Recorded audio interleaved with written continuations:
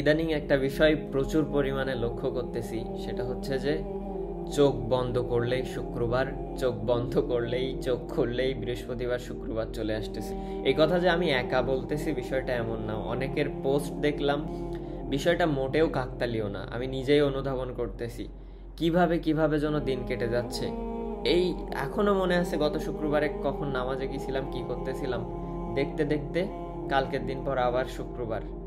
তো মানে এই পরিমাণে যে সময় চলে যাচ্ছে আমাদের হাত থেকে দ্রুত, দিন শেষে একটা জিনিস মনে হয় যে আসলে নিজের জন্য বা আখিরাতের জন্য তেমন কিছু হয়তো বা আমরা করতেই পারলাম না।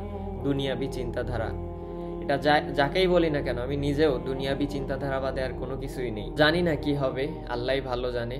আর অনেকেই বলতেছে এটা শেষ জামানার, বা এটা হচ্ছে যে শেষ জামানার আলামত আর কি, মানে কিয়ামতের আলামত, যে খুব তাড়াতাড়ি শুক্রবার আসবে, শুক্রবার চলে যাবে, দিন পার হবে।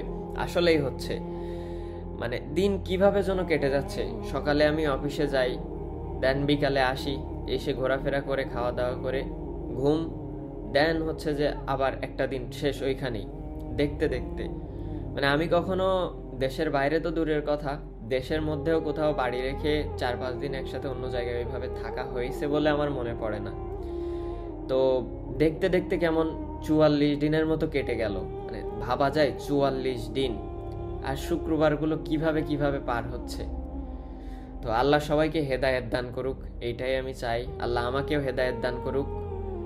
জানি না দুনিয়াতে কতদিন আসি, তবে দিন শেষে যে আশা ভরসা ফ্যামিলির সাথে কাটানোর, তাদের সাথে একসাথে থাকার, এতটুকুই আর কি। সো একটা জিনিস কিন্তু ভালোই হচ্ছে, দিন কেটে যাচ্ছে। আমি জানি না কতদিন বাঁচবো, তবে দিন যেহেতু কেটে যাচ্ছে, হয়তোবা একটা বছর দেখতে দেখতে কেটে যাবে, বাসায় ফিরতে পারবো, আল্লাহ ভরসা আর কি।